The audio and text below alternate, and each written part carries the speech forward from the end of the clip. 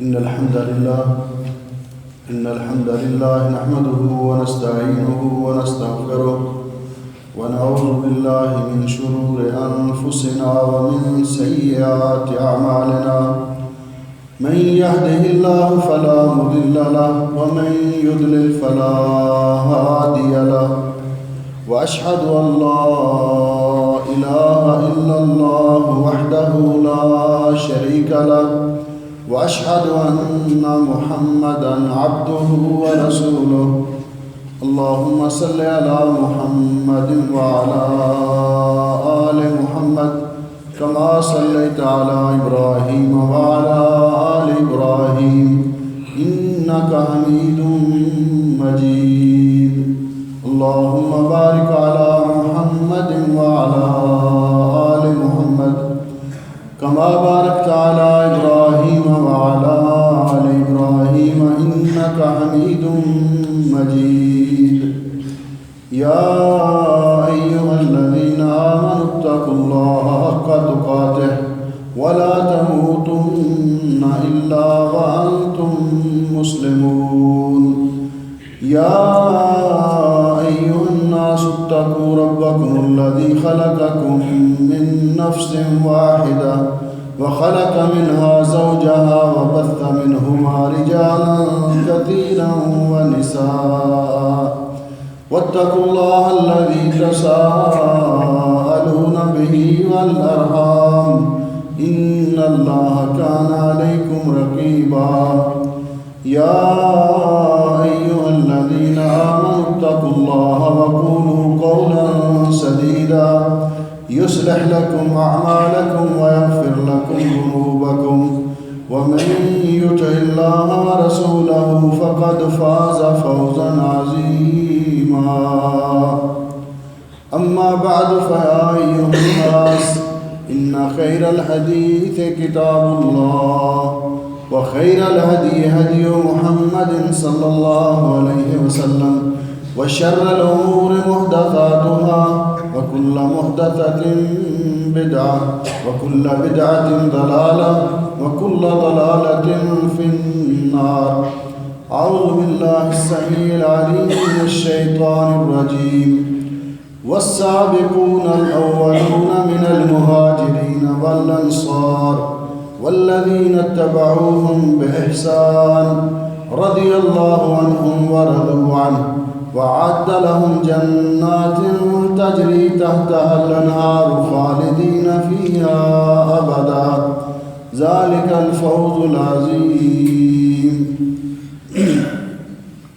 حضرات محترم، آج کے اس خطبہ جمعہ میں ہم اللہ کی توفیق سے نبی اکرم صلی اللہ علیہ وسلم کے عظیم الشان ساتھی آپ کے شاگردان گرامی حضرات صحابہ اکرام رضوان اللہ علیہ اجمعین کے فضائل کا تذکرہ کریں گے، اس لیے کہ یہ وہ اللہ رب العزت کے پسندیدہ لوگ ہیں کہ جنہیں اللہ جل شانہ نے نبی اکرم صلی اللہ علیہ وسلم کے صحابی ہونے کا شرف عطا کیا اور ان کو رسول اکرم صلی اللہ علیہ وسلم کی صحبت اور شاگردی کے لیے اللہ رب العزت نے منتخب کیا ہے، اور ان کی سیرت طیبہ، ان کا طرز زندگی ہمارے لیے مشعل راہ ہے۔ اس سے قبل کہ ہم ان سعادت مند اور بلند اقبال لوگوں کا ذکر خیر کریں، سب سے پہلے یہ جان لینا ضروری ہے کہ صحابی کسے کہا جاتا ہے۔ یہ شرف اور یہ لقب دنیا کے کس خوش نصیب انسان کو حاصل ہوتا ہے کہ وہ صحابی ہے۔ عربی زبان میں لفظ صحابی یہ صحبت سے مشتق ہے، صاحب یصحب، اور اسی سے صاحب ہے، اور صاحب کا معنی ہے، دو معنوں میں صاحب کا لفظ استعمال ہوتا ہے، ایک ساتھی اور دوسرا شاگرد۔ نبی کریم علیہ السلام کے ساتھی اور آپ کے شاگردان گرامی، ان کو صحابی کہا جاتا ہے، اور ان کی تعریف علماء نے کرتے ہوئے فرمایا کہ کہ صحابی ہر اس سعادت مند شخص کو کہا جاتا ہے من لقی النبی صلی اللہ علیہ وسلم مؤمنا بہ ومات علی الاسلام، جس آدمی نے حالت ایمان میں رسول اکرم صلی اللہ علیہ وسلم سے ملاقات کا شرف حاصل کیا ہو اور ایمان کی حالت میں ہی دنیا سے چلا گیا ہو، یہ صحابی ہے۔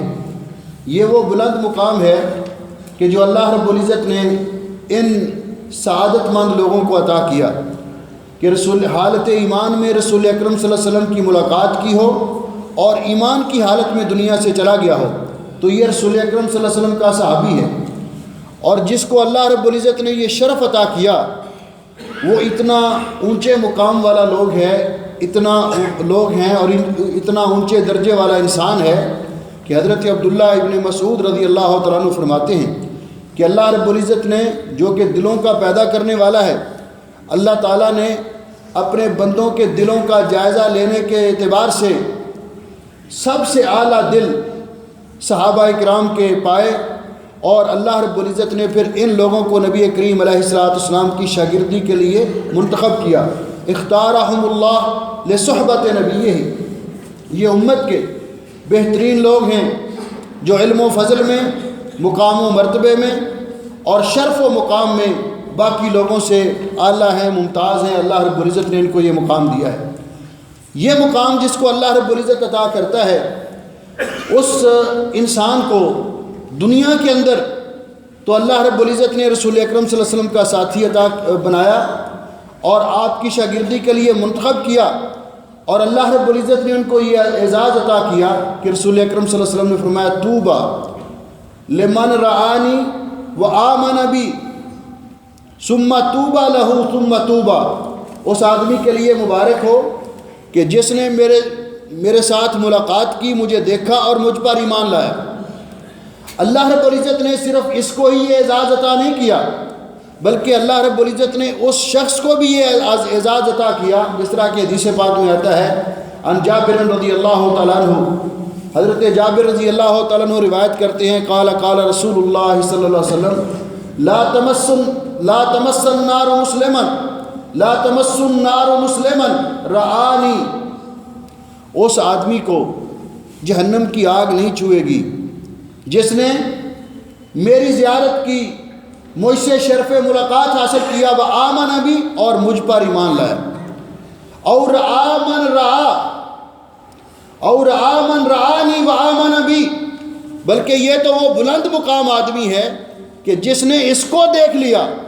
اللہ رب العزت نے اس پر بھی جہنم کی آگ کو حرام کر دیا، ایمان کی حالت میں اس کو دیکھ لیا اور ان کے نقش قدم پر چلتا رہا۔ اس لیے کہ رسول اکرم صلی اللہ علیہ وسلم نے اس دور کے لوگوں کو سب سے افضل لوگ قرار دیا۔ آپ نے فرمایا خیر الناس قرنی ثم الذین یلونہم ثم الذین یلونہم، سب سے بہتر لوگ میرے دور کے لوگ، یعنی آپ کے صحابہ کرام جو آپ پر ایمان لائے اور ایمان کی حالت میں دنیا سے گئے، ثم الذین یلونہم، پھر اس کے بعد وہ لوگ جو ان کے بعد آئیں گے، ثم الذین یلونہم، پھر اس کے بعد جو ان کے بعد آئیں گے۔ تو گویا کہ نبی کریم علیہ الصلوۃ والسلام کے صحابہ کرام کا شرف اور ان کا مقام و مرتبہ معلوم کرنے کے لیے اتنا ہی کافی ہے کہ وہ رسول اکرم صلی اللہ علیہ وسلم کے صحابی ہیں، وہ رسول اکرم صلی اللہ علیہ وسلم کے ساتھی ہیں۔ اس لیے ہمارا تمام مسلمانوں کا یہ عقیدہ اور ایمان ہے کہ جس طرح ہمارے پیارے نبی حضرت محمد الرسول اللہ صلی اللہ علیہ وسلم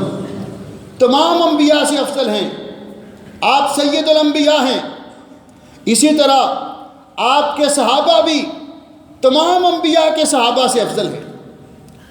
جس طرح رسول اکرم صلی اللہ علیہ وسلم تمام نبیوں سے افضل، اسی طرح آپ کی امت بھی باقی امتوں سے افضل۔ آپ نے فرمایا نحن الآخرون السابقون یوم القیامہ، ہم دنیا میں تو سب سے بعد میں آئے، لیکن قیامت کے دن میری امت سب سے آگے ہوگی۔ اسی طرح رسول اکرم صلی اللہ علیہ وسلم کے صحابہ کرام بھی تمام انبیاء کے صحابہ سے افضل، بلکہ حضرت امام مالک رحمۃ اللہ علیہ فرماتے ہیں کہ مجھے یہ بات پہنچی ہے کہ جس دور میں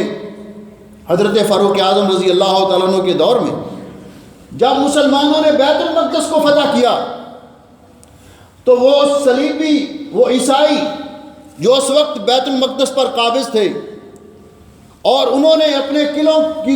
دیواروں پہ چڑھ کے دیکھا تو صحابہ کرام کی روشن پیشانیاں، جن کا تذکرہ اللہ رب العزت نے قرآن پاک میں فرمایا سیماہم فی وجوہہم من اثر السجود، ان کے سجدوں کے نشانات ان کی پیشانیوں سے ظاہر ہیں۔ وہ رات دن اللہ رب العزت کی عبادت میں مصروف رہنے والے جب ان مبارک چہرے روشن پیشانیوں والے لوگوں کو انہوں نے دیکھا تو کہنے لگے اللہ کی قسم یہ صحابی محمد صلی اللہ علیہ وسلم کے ساتھی، یہ حضرت عیسیٰ علیہ السلام کے حواریوں سے افضل ہیں۔ اپنے نبی کے ساتھیوں سے انہوں نے ان کو افضل قرار دیا۔ اس لیے اس دور کے اندر اور خاص کر ان ایام کے اندر ان عظیم الشان لوگوں کی سیرت کا تذکرہ کرنا، ان کے فضائل کا تذکرہ کرنا از حد ضروری ہے۔ کیوں کہ آپ جانتے ہیں کہ ایسے موسم میں میڈیا پہ جس طرح کے شکوک و شبہات پیدا کیے جاتے ہیں، جس طرح کے ان لوگوں کے بارے میں بعض جہاد سے گفتگو ہوتی ہے، اس کے مقابلے میں اور اس کے پیش نظر مسلمان کو بھی چاہیے کہ وہ ان کی عظمت کو اجاگر کرے اور اس بات کا جائزہ لے کہ آخر ان لوگوں پر اعتراض کیوں کیا جاتا ہے۔ یہ تو ہمارے محسن ہیں، یہ تو ہمارے محسن ہیں، ہم تک اللہ کا دین پہنچانے کا ذریعہ ہیں، یہ نزول وحی کے شاہد ہیں، ان کی موجودگی میں جبریل امین وحی لے کر آتے رہے اور انہوں نے دین کے لیے جو قربانیاں دیں آج ہم اس کا تصور بھی نہیں کر سکتے۔ جانوں کی قربانیاں، مالوں کی قربانیاں، وطن قربان کیے، اولادیں قربان کی، اپنا سب کچھ دین پر نچھاور کرنے کے لیے یہ ہر وقت تیار رہتے تھے۔ اگر ان کی قربانیوں کا جائزہ لینا ہے تو ذرا مکی دور میں کلمہ پڑھنے والے مسلمانوں کی سیرت کا ایک نظر میں مطالعہ کریں کہ حضرت بلال رضی اللہ تعالیٰ عنہ نے کلمہ پڑھا تو ان کو کتنا اس کا حساب چکانا پڑا، حضرت خباب کو کس طرح دہکتے کوئلوں پہ لٹایا گیا، اماں سمیہ رضی اللہ تعالیٰ عنہ اور ان کے خاندان پہ کس قدر ظلم و ستم روا رکھے گئے، حتیٰ کہ اماں جان کو جسم 2 ٹکڑے کر کے ان کے شہید کر دیا گیا اور اسلام کی پہلی شہیدہ ہے۔ کیا کچھ نہیں کیا انہوں نے، اپنے وطن سے نکالا گیا، ان کا مال چھینا گیا، یہ ساری قربانیاں انہوں نے اللہ کے دین کے لیے دی۔ اور رسول اکرم صلی اللہ علیہ وسلم نے ان کی جو ڈیوٹی لگائی تھی کہ حجۃ الوداع کے موقع پر 1,44,000 صحابہ اکرام کا مجمع اور نبی کریم علیہ السلام نے سب سے پوچھا میدان عرفات میں، کیا میں نے آپ تک اللہ کا پیغام پہنچا دیا ہے؟ تو سب نے یک زبان کہا اللہم نعم، جی ہاں آپ نے پوری شریعت، پورا دین ہم تک پہنچا دیا ہے۔ تو اس کے بعد آپ نے فرمایا اللہم فاشہد، اے اللہ تو گواہ رہو، اور پھر فرمایا فَلْيُبَلِّغِ الشَّاهِدُ مِنْكُمُ الْغَائِبَ، جو لوگ آج یہاں موجود ہیں یہ میرا پیغام بعد میں آنے والے لوگوں تک پہنچا دیں۔ اور صحابہ اکرام نے وہ دین کمال دیانت اور امانت کے ساتھ ہم تک پہنچایا، اور اسی طرح یہ دین قیامت تک ہر آنے والے شخص پر مسلمان تک پہنچتا رہے گا، کیونکہ نبی کریم علیہ السلام کی نبوت اور رسالت قیامت تک ہے۔ آپ خاتم النبیین ہیں، آپ کے بعد کوئی نبی اور رسول نہیں آئے گا۔ کائنات کا آخری شخص بھی اگر صحیح دین کو تلاش کرنا چاہے گا تو اس کو ملے گا۔ یہ صحابہ اکرام ہمارے محسن ہیں، ان کی شخصیات پر تنقید اس لیے کی جاتی ہے کہ چونکہ یہ نزول وحی کے شاہد ہیں، ان کی حیثیت کو مشکوک کر دیا جائے، دین کے بارے میں شبہات پیدا کرنا آسان ہو جائے گا، اور پھر براہ راست تو کوئی رسول اکرم صلی اللہ علیہ وسلم پر اعتراض اور تنقید کرنے کی جرت نہیں کرتا کہ مسلمان کبھی یہ برداشت نہیں کرتے۔ اس لیے یہ دین پر حملہ کرنے کا خفیہ طریقہ ہے کہ صحابہ اکرام ان پر تنقید کی جائے اور ان کے ایمان پر بحث کی جائے، جبکہ تمام مسلمانوں کا یہ عقیدہ ہے کہ نبی کریم علیہ السلام کے تمام صحابہ اکرام سارے کے سارے جنتی، اللہ ان پہ راضی، وہ اللہ پہ راضی، وہ کائنات کے بہترین انسان ہیں اور امت کی افضل ترین شخصیات ہیں حضرات صحابہ اکرام رضوان اللہ علیہم اجمعین۔ صرف مومن ہی نہیں بلکہ اللہ جل شانہ نے ان کے ایمان کو ہمارے لیے معیار ایمان قرار دیا، ان کے ایمان کو ہمارے لیے معیار ایمان قرار دیا۔ اللہ رب العزت نے فرمایا فَإِنْ آمَنُوا بِمِثْلِ مَا آمَنْتُمْ بِهِ فَقَدْ اهْتَدَوْا، اگر بعد میں آنے والے لوگ اس طرح ایمان لائیں گے جس طرح میرے نبی کے صحابہ ایمان لائے تو تب جا کر وہ ہدایت یافتہ ہوں گے۔ اور جس دور میں بھی جس نے بھی ان بلند اقبال شخصیات، ان اعلیٰ مقام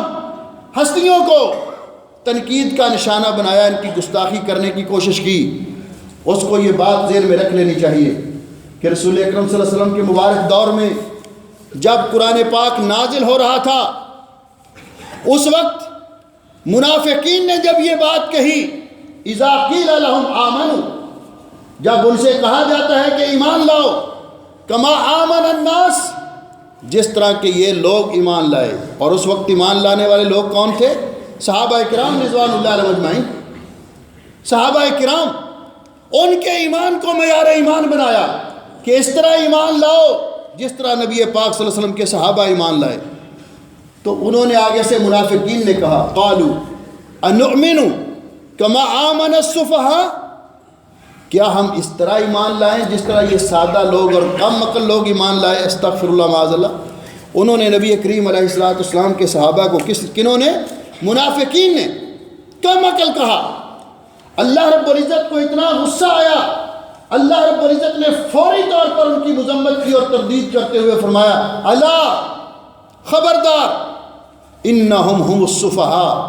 میرے نبی کے صحابہ کم عقل نہیں بلکہ میرے نبی کے صحابہ کو کم عقل کہنے والے کم عقل ہیں، میرے نبی کے صحابہ کو کم عقل کہنے والے احمق ہیں، میرے نبی کے صحابہ کم عقل نہیں ہیں۔ وہ تو اتنے اعلیٰ عقول کے مالک، اتنے ذہین لوگ کہ جنہوں نے فوراً حق کو پہچان لیا اور حق کو قبول کیا اور پھر اس پر ڈٹ گئے۔ اس لیے اللہ جل شانہ نے امت کے تمام افراد میں سے صحابہ اکرام رضوان اللہ علیہم اجمعین کو فضیلت بخشی، ان کو افضل بنایا اور ان کے بارے میں فرمایا رضی اللہ عنہم ورضوا عنہ، اللہ تعالیٰ ان پہ راضی اور یہ اللہ پہ راضی۔ اور اللہ رب العزت نے پھر ان کو مختلف القاب سے نوازا، اولئک هم الصادقون اولئک هم المفلحون، وہ سارے کے سارے سچے، وہ سارے کے سارے کامیاب، اولئک حزب اللہ، وہ اللہ کی جماعت ہیں، اولئک هم المؤمنون حقا، وہ سارے کے سارے پکے اور سچے مومن ہیں، اولئک هم الراشدون، وہ سارے کے سارے ہدایت یافتہ ہیں۔ اللہ رب العزت نے ان کو مختلف القاب سے نوازا۔ پھر اللہ جل شانہ نے ان تمام لوگوں میں سے، یعنی پہلے سب کے ساتھ کہ وہ لوگ بھی ان کی درجہ بندی کا ذکر کیا کہ جنہوں نے فتح مکہ سے پہلے جو ایمان لائے اور انہوں نے اپنا مال اللہ کی راہ میں خرچ کیا، ان کا مقابلہ بعد میں ایمان لانے والے نہیں کر سکتے، لیکن وَكُلًّا وَعَدَ اللَّهُ الْحُسْنَى، لیکن سب کے ساتھ اللہ نے جنت کا وعدہ کیا ہے۔ یہ سارے کے سارے صحابہ اکرام جنتی، اللہ ان پہ راضی اور یہ اللہ پہ راضی۔ پھر ان تمام صحابہ اکرام میں سے 1400 یا 1500 صلح حدیبیہ والے، اللہ رب العزت نے ان کو منتخب کر لیا، ان کو اعلیٰ مقام دیا اور فرمایا لقد رضی اللہ عن المؤمنین اذ یبایعونک تحت الشجرہ، اللہ تعالیٰ ان مومنوں پہ راضی ہو گیا جو شجرہ رضوان کے نیچے بیٹھ کر آپ کے ہاتھ پر بیعت کر رہے تھے، حضرت عثمان رضی اللہ عنہ کے خون کا بدلہ لینے کے لیے۔ پھر ان 1400 میں سے بھی اللہ رب العزت نے 313 بدر والے، ان کو زیادہ مقام عطا کیا۔ نبی کریم علیہ السلام نے فرمایا لعل اللہ قد اطلع علی اہل بدر یا اہل بدر اعملوا ما شئتم قد غفرت لکم، اللہ تعالیٰ نے بدر والوں پہ اپنی نظر رحمت کرتے ہوئے فرمایا کہ بدر والے جنہوں نے یہ اسلام اور کفر کا پہلا مارکا، مسلمان 313 اور پورا اسلحہ بھی پاس نہیں ہے، ساز و سامان بھی پاس نہیں، کفر کا لشکر 1000 پر مشتمل، اور ہر قسم کا سامان جنگ ان کے پاس ہے، اور بڑے غرور و تکبر سے اسلام کا نام و نشان مٹانے کے لیے آئے۔ ادھر اسلحہ اور سلاح تو نہیں، جنگی ساز و سامان کی تو کمی ہے، لیکن ایمان کی قوت تھی، اور ایمان کی قوت ایسی ہے جس کے سامنے بڑی بڑی قوتیں پسپا ہو جاتی ہیں۔ اللہ رب العزت نے جب اس جمع مردی سے دین حق کی خاطر، دین اسلام کی سربلندی کے لیے ان لوگوں کو جہاد کرتے ہوئے، میدان جنگ میں قتال کرتے ہوئے دیکھا، تو اللہ رب العزت ان پہ اتنا خوش ہوا کہ اللہ رب العزت نے فرمایا، یا اہل بدر، او بدر والو، تم نے آج وہ قربانی دی ہے، آج تم نے وہ محنت کی ہے، اعملوا ما شئتم، آج کے بعد جو مرضی کرو، کوئی نیک عمل نہ بھی کرو، قد غفرت لکم، میں نے تمہیں بخش دیا ہوا ہے۔ پھر اللہ جل شانہ نے ان بدر والوں میں سے بھی 10 عشرہ مبشرہ، 10 صحابہ اکرام کو اعلیٰ مقام دیا، جن کو عشرہ مبشرہ کہا جاتا ہے، جن کو رسول اکرم صلی اللہ علیہ وسلم نے منبر پر جنت کی بشارت دی۔ ابو بکر فی الجنہ، وعمر فی الجنہ، وعثمان فی الجنہ، وعلی فی الجنہ، وطلحہ فی الجنہ، والزبیر فی الجنہ، وسعید فی الجنہ، وسعد فی الجنہ، وابو عبیدہ بن الجراح فی الجنہ، وعبد الرحمن بن عوف فی الجنہ۔ 10 صحابہ اکرام جن کو رسول اکرم صلی اللہ علیہ وسلم نے نام لے کر جنت کی بشارت دی۔ پھر ان 10 میں سے بھی اللہ رب العزت نے 4 خلفائے راشدین کو اعلیٰ مقام دیا، ان کو چن لیا، اور یہ چاروں خلفائے راشدین جو خلافت راشدہ کے ستون ہیں، اور ہمارا یہ عقیدہ ہے کہ خلافت راشدہ کہ یہ چاروں ستون ان کی یہی ترتیب رہے تو خلافت راشدہ کا وجود قائم رہتا ہے۔ خلافت راشدہ، خلافت النبوہ، یہ ان 4 صحابہ اکرام کی خلافت کو کہا جاتا ہے۔ ان میں مسلمانوں کے خلیفہ اول، خلیفہ بلا فصل، رسول اکرم صلی اللہ علیہ وسلم کے وزیر اول اور آپ کے نائب حضرت ابو بکر صدیق رضی اللہ تعالیٰ عنہ، ان کا پہلا نمبر۔ پھر دوسرے نمبر پر حضرت فاروق اعظم، جو مراد پیغمبر ہیں، جنہیں رسول اکرم صلی اللہ علیہ وسلم نے اللہ تعالیٰ سے مانگ کر لیا ہے، اللہ تعالیٰ سے مانگ کر لیا ہے۔ نبی کریم علیہ السلام نے اللہ رب العزت کی بارگاہ میں دعا کی، اللہم اعز الاسلام باحب الرجلین الیک بعمر بن الخطاب ام بعمر بن ہشام۔ اللہ، 2 بندے مکے کے اندر بڑے اہم ہیں، ان میں سے جو تمہیں زیادہ پسند ہو وہ ہمیں دے دے، اس کے ساتھ اسلام کو قوت اور تائید عطا فرما۔ تو اللہ تعالیٰ نے حضرت فاروق اعظم کا انتخاب کیا۔ دوسرے خلیفہ ہمارے مسلمانوں کے حضرت فاروق اعظم، تیسرے خلیفہ وہ کہ جن کے بارے میں میں کہتا ہوں رشتے میں تو رسول اکرم صلی اللہ علیہ وسلم کے بھانجے تھے، لیکن اس روئے زمین پر اللہ جل شانہ نے ان کو جو اعزاز بخشا ہے، کائنات میں کسی اور نبی کے صحابی کو یہ اعزاز نہیں ملا۔ اور وہ اعزاز کیا ہے کہ سید الانبیاء حضرت محمد رسول اللہ صلی اللہ علیہ وسلم کی 2 لخت جگر، 2 دختران گرامی قدر، سیدہ رقیہ رضی اللہ تعالیٰ عنہ اور سیدہ ام کلثوم رضی اللہ تعالیٰ عنہ، یکے بعد دیگرے ان کے نکاح میں آئے۔ یہ اعزاز ہے جو اس روئے زمین پر کسی اور کو نہیں ملا کہ ایک نبی، اور نبی بھی سید الانبیاء، خاتم النبیین، رحمت للعالمین، ان کی 2 بیٹیاں یکے بعد دیگرے ان کے نکاح میں آئیں، جن کی وجہ سے ان کو ذوالنورین کہا جاتا ہے۔ اور چوتھے خلیفہ ہمارے امیر المومنین حسنین کے بابا سیدنا حضرت علی المرتضیٰ رضی اللہ تعالیٰ عنہ،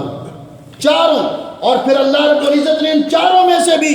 حضرت ابو بکر صدیق کو اعلیٰ مقام دیا۔ اس بات پر امت کا اتفاق ہے کہ خیر الناس بعد النبی ابو بکر، لوگوں کے اندر، اس امت کے اندر رسول اکرم صلی اللہ علیہ وسلم کے بعد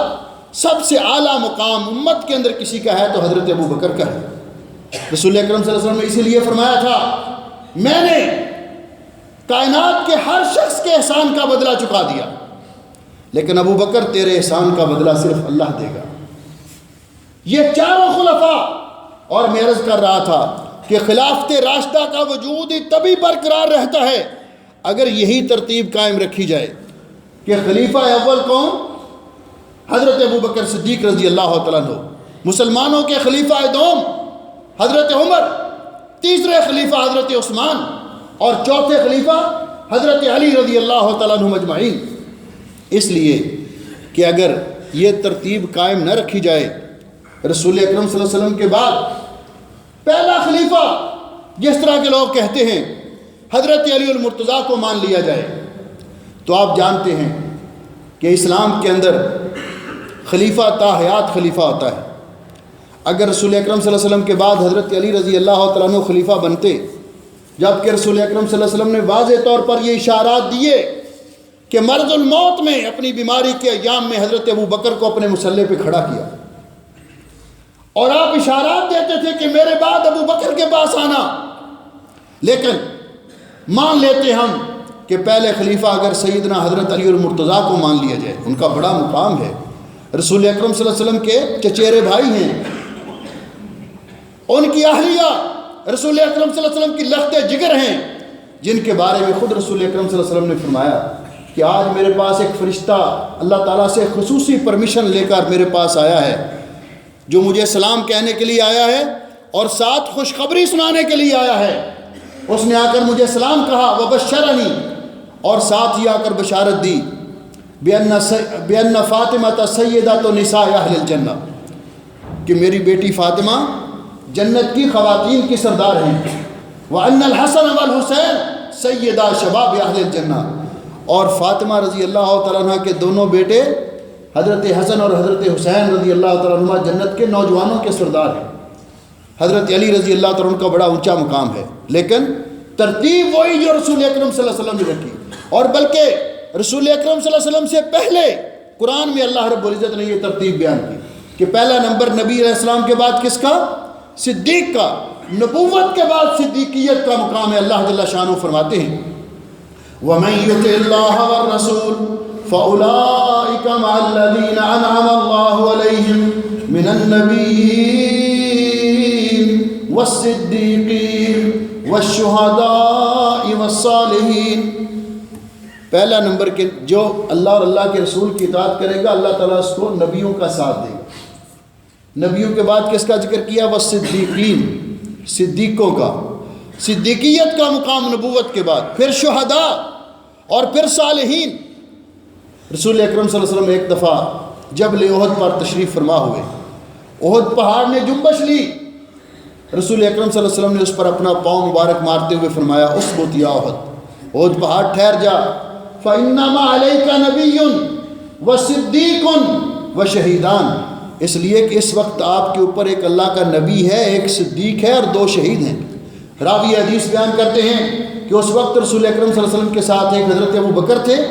ایک حضرت عمر اور ایک حضرت عثمان تھے. تو آپ نے بھی فرمایا انما علیک نبی و صدیق، پہلے نبی کا ذکر پھر صدیق کا ذکر. اور رسول اکرم صلی اللہ علیہ وسلم نے بھی جو ترتیب بیان کی، جب ممبر پہ بشارت دی 10 صحابہ کرام کو، تو کیا کہا؟ ابو بکر فی الجنہ. دوسرے نمبر پر کس کا نام لیا؟ وعمر فی الجنہ. تیسرے نمبر پر وعثمان فی الجنہ، اور چوتھے نمبر پر وعلی فی الجنہ. یہ ترتیب ہے، اور یہی سب لوگوں کا عقیدہ ہے کہ امت کے اندر سب سے پہلا مقام رسول اکرم صلی اللہ علیہ وسلم کے بعد حضرت ابو بکر کا، پھر حضرت عمر کا، پھر حضرت عثمان کا، پھر حضرت علی کا رضی اللہ تعالیٰ عنہم اجمعین. میں عرض کر رہا تھا کہ یہ تو نقلی دلائل ہیں، عقلی طور پر بھی اگر غور کیا جائے تو خلافت راشدہ کے 4 ستون تبھی برقرار رہتے ہیں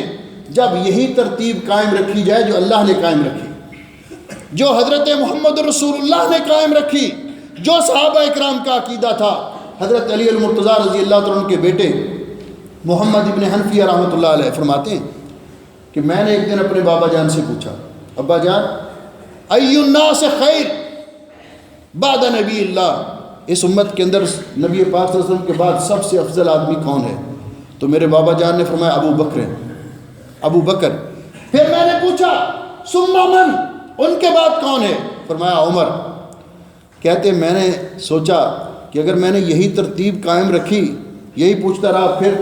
کون، تو شاید اس کے بعد حضرت عثمان کا نام آ جائے گا، تو میں نے سوال کا انداز بدل دیا، میں نے کہا ثم انت، ابا جان پھر ابو عمر کے بعد آپ؟ فرمایا ما انا الا رجل من المسلمین، میں تو عام صحابہ اکرام کی طرح ہوں۔ یہ حضرت علی کی بڑی عظمت تھی، بلکہ کسی اور کا مقام ہے۔ یہی صحابہ اکرام کا نظریہ تھا۔ حضرت عبداللہ ابن عمر رضی اللہ تعالیٰ عنہ بھی یہی ترتیب بیان فرماتے ہیں۔ تو میں عرض کر رہا تھا کہ اگر یہ ترتیب قائم نہ رکھی جائے تو خلافت راشدہ قائم نہیں ہوتی۔ مثلا پہلا خلیفہ بلا فصل اگر حضرت علی المرتضیٰ کو مانا جائے تو اسلام کے اندر 5-4 سال کے بعد انتخاب والا کوئی طریقہ نہیں ہے۔ خلیفہ تا حیات خلیفہ ہوتا ہے۔ حضرت علی رضی اللہ تعالیٰ عنہ کی شہادت کب ہوئی؟ سن 40 ہجری میں۔ 40 ہجری تک تو حضرت علی خلیفہ رہتے، سن 35 ہجری میں حضرت عثمان شہید ہو جاتے، کیونکہ موت کا وقت مقرر ہے، موت کا وقت آگے پیچھے ہونے والا نہیں۔ سن 35 ہجری میں حضرت عثمان شہید ہو جاتے، سن 23 ہجری میں حضرت فاروق اعظم شہید ہو جاتے، سن 13 میں حضرت ابو بکر وفات پا جاتے۔ تو پہلے تینوں خلیفہ بن سکتے نہیں بن سکتے تھے۔ اگر پہلا خلیفہ حضرت عثمان کو مان لیا جائے تو حضرت عمر اور حضرت ابو بکر خلیفہ نہیں بن سکتے۔ اگر پہلا خلیفہ حضرت عمر کو مان لیا جائے تو پھر حضرت ابو بکر خلیفہ نہیں بن سکتے۔ خلافت راشدہ کا وجود تبھی قائم ہوگا جب یہ مانا جائے کہ خلیفہ اول حضرت ابو بکر رضی اللہ تعالیٰ عنہ، خلیفہ ثانی حضرت عمر فاروق رضی اللہ تعالیٰ عنہ، خلیفہ ثالث حضرت عثمان رضی اللہ تعالیٰ عنہ، اور چوتھے خلیفہ حضرت علی المرتضیٰ رضی اللہ تعالیٰ عنہ۔ میرے بھائیوں، ان کے بارے میں ہمارا یہ عقیدہ اور ہمارا یہ نظریہ ہونا چاہیے، وہی نظریہ جو صحابہ کرام کا تھا۔ آج ہمیں ان کے بارے میں تنقید کرنا، ان کے کردار پر بحث کرنا، اس کی مسلمان کو اجازت نہیں ہے۔ رسول اکرم صلی اللہ علیہ وسلم نے فرمایا اذا ذکر النجوم فامسکوا، اذا ذکر النجوم فامسکوا،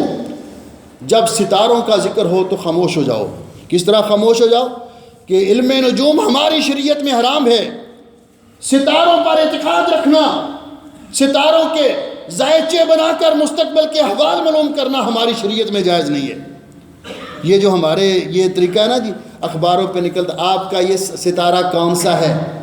آپ کا یہ ہفتہ کیسے رہے گا، سراسر شرک ہے یہ اعتقاد رکھنا، کیونکہ مستقبل کے بارے میں کس کو پتہ ہے؟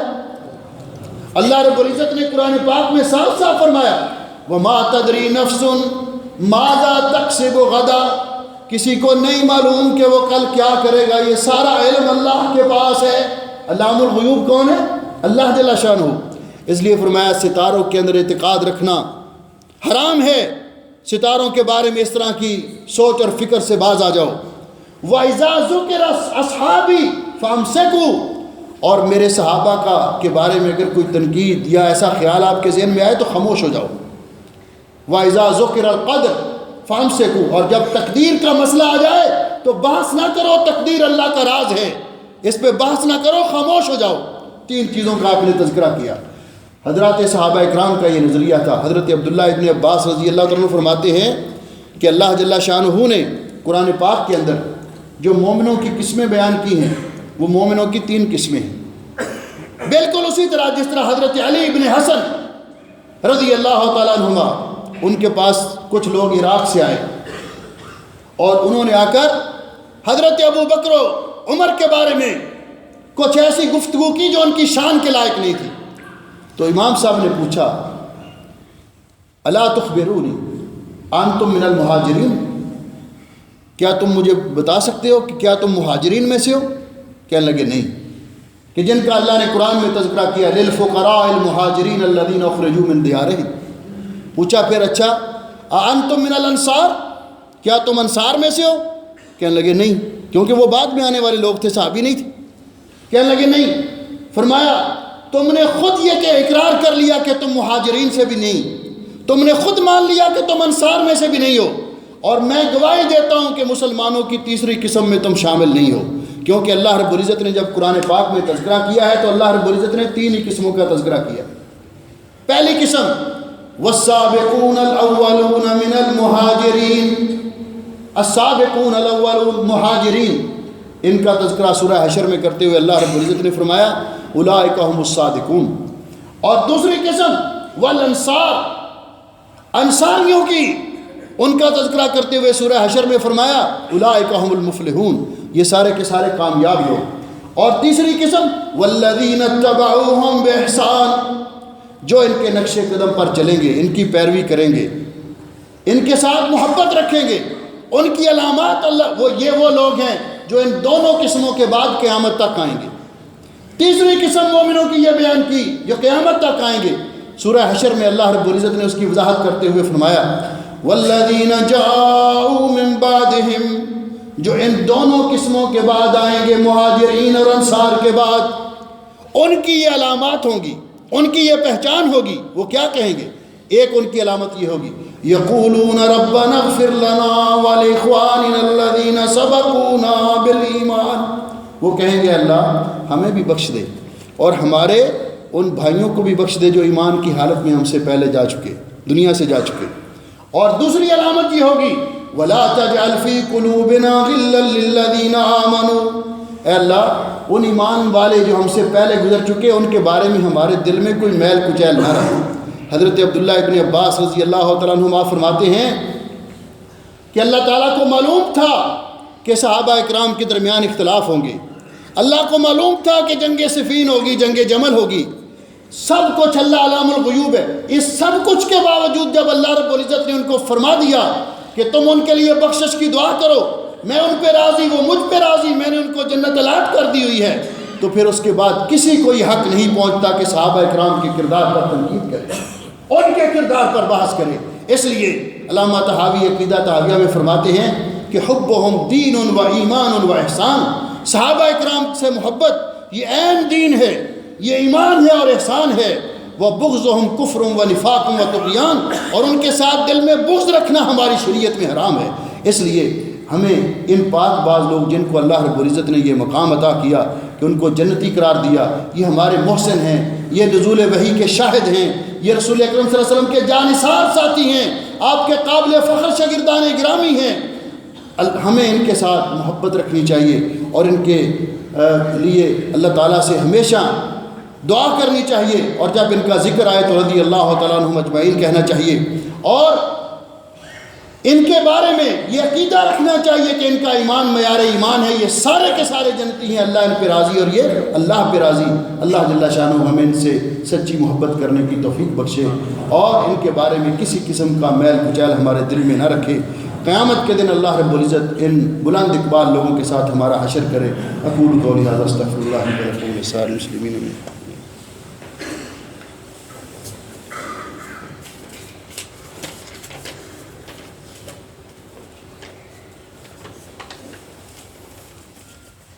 إن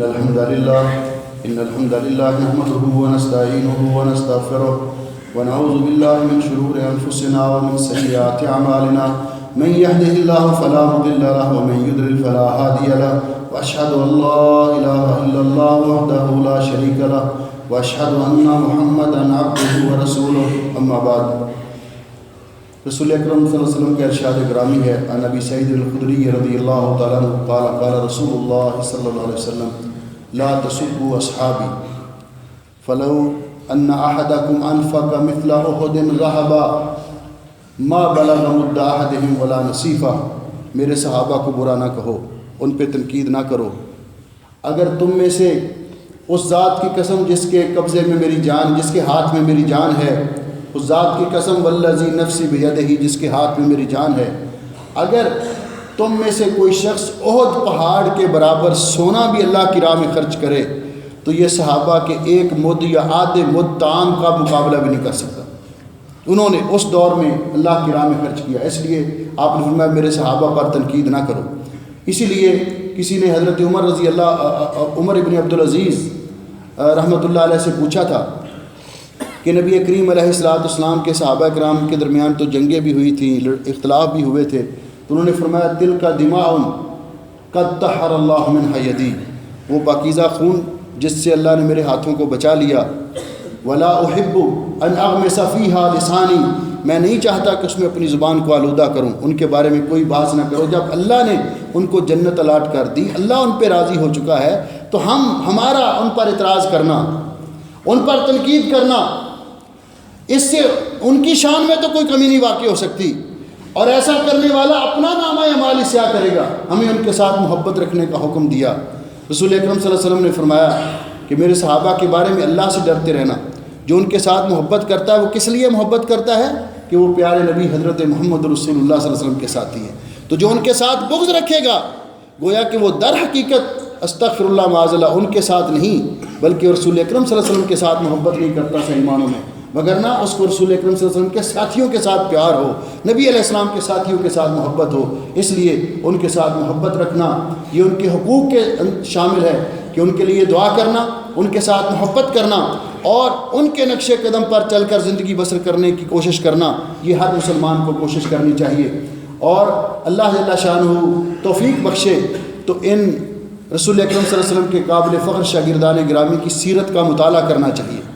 ان کے حوالے زندگی پڑھنا چاہیے۔ اس سے ایک تو پتہ چلے گا کہ انہوں نے دین کے لیے کیا محنت کی، اور دوسرا ان کے بارے میں دل کے اندر محبت پیدا ہوگی اور الفت پیدا ہوگی، اور انسان کوشش کرے گا کہ ان کی سیرت کو اپنائے اور یہ طریقہ اختیار کرے۔ اللہ جل شانہ ہم سب کو توفیق بخشے۔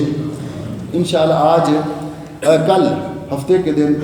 مسجد سوق الصبا جو مسجد العتیبی ہے وہاں میرا درس ہوتا ہے ہفتے کے دن۔ تو ہمارے انڈیا سے ایک مہمان آئے ہوئے ہیں ڈاکٹر عبداللطیف کندی صاحب، تو کل نماز عشاء کے بعد مسجد العتیبی وہ 2 مینار والی سوق صبا کے پاس عشاء کے بعد ان کا درس ہوگا، تو آپ ساتھی اردو زبان میں درس ہوگا۔ جموں کشمیر سے آئے ہیں وہ، اور وہاں کی جماعت کے ناظم اعلیٰ ہیں اور بڑے فاضل آدمی ہیں، تو جو ساتھی وہاں پہنچ سکیں درس میں شرکت کریں، اللہ جزائے خیر عطا فرمائے۔ ان اللہ و ملائکتہ یصلون علی النبی یا ایھا الذین آمنوا صلوا علیہ وسلموا تسلیما اللهم صل علی محمد وعلی آل محمد كما صليت على إبراهيم وعلى آل إبراهيم إنك حميد مجيد اللهم بارك على محمد وعلى آل محمد كما باركت على إبراهيم وعلى آل إبراهيم إنك حميد مجيد ربنا ظلمنا أنفسنا وإن لم تغفر لنا وترحمنا لنكونن من الخاسرين اللهم إنك عفو تحب العفو فاعف عنا اللهم اشف مرضانا ومرضى المسلمين اللهم اشف مرضانا ومرضى المسلمين اللهم اقض حاجاتنا وحاجات المسلمين اللهم اغفر للمسلمين الميتين اللهم اغفر لهم وارحمهم وعافهم واعف عنهم اللهم ادخلهم جنة الفردوس واعذهم من فتنة القبر وعذاب النار اللهم انت الله لا اله الا انت نستغفرك ونتوب اليك اللهم انك عفو تحب العفو فاعف عنا ربنا آتنا في الدنيا حسنة وفي الآخرة حسنة وقنا عذاب النار اللهم اجعل هذا البلد آمنا مطمئنا رخاء سخاء وسائر بلاد المسلمين سبحان ربك رب العزة عما يصفون وسلام على المرسلين والحمد لله رب العالمين